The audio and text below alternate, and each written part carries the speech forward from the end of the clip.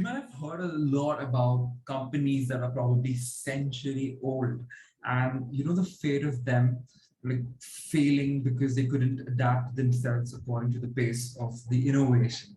So similarly, today we're going to talk about the fate of 100-year-old, a company that built itself to $1 billion business. And we might think like, what would be the fate of such companies that actually cannot adapt themselves? Government mercy, probably a bailout, or just exit markets.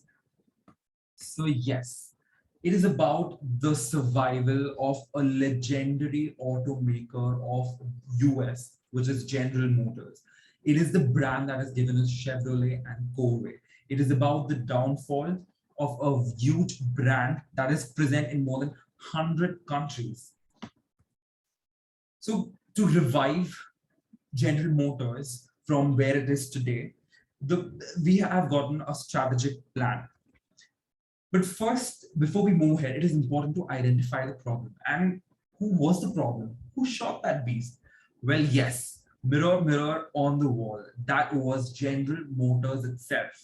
The C-level executives and the people of General Motors who actually had led this. So, but how exactly? So beginning with the most obvious fact, which is obsolete technology. Just because General Motors could not upgrade itself to the technology, it had failed miserably. People started reselling their cars. So, for example, General Motors in India actually had cars that did not even pass emission tests after a few years, which was a huge fall for General Motors in India. Secondly, the bureaucratic structure.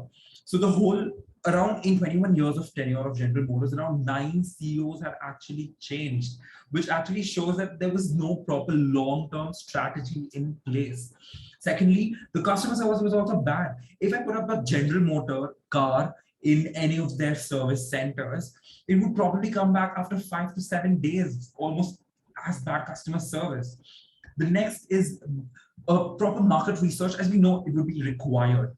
So before we put up a product in any market, it is essential that we understand the timing of the market, whether the product is actually needed in the market. And General Motors had actually made this call when it entered India with Opel Vectra, which is as elegant as we know. India didn't really need because of its market conditions, its roads, the middle class that couldn't afford Vectra. So thus, General Motors was actually a flop. And secondly, it has a huge portfolio under its brand. Instead of leveraging itself, it has used a lot of brands under General Motors that people didn't even know. Thus, General Motors lost its marketing focus because it started aiming on gaining market share over positive net cash flow. For any business to run, it is important to have profits. And General Motors actually lost that because it started focusing on having market share. Next is resistance to adapting. When General Motors bought its car in India, it did not actually adapt according to the weather conditions, it did not change. It directly put up the American product in Indian markets, thus a huge flop. And similarly, we know that we need low price and high quality. And this is something that General Motors could not give us, it was high price. And it had entered when Maruti Suzuki almost had around 40 to 45% of market share and various other car makers. Thus, the fall of General Motors. So what was finally the outcome? So talking about the people who actually own General Motor car in the US market was from 60% to only 15%. And similarly, the brand value, the popularity of General Motors also fell. So people who own General Motors also didn't like the cars, and the people who actually aspire to have a car also didn't look forward to a General Motor car. So what next? What can we do? What sort of strategies can we adopt to revitalize this brand? The first thing is stabilizing before expansion. So General Motors actually began with 4 brands, which is Cadillac, Buick, Chevrolet, and Opel. So, and it started acquiring more and more. The first thing is to stabilize the current business and then move ahead to the next. So this is something that General Motors missed out on in an aim to gain market share as quickly as possible.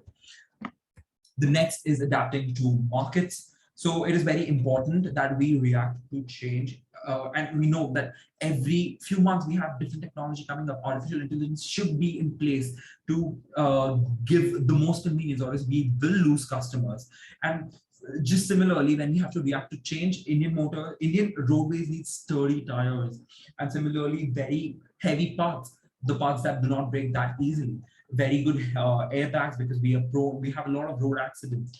So, and moving on to EV, which is the next new thing. So this is very important that General Motors again missed out on after 50 years of very good innovation. And the last and the most important thing is quality first.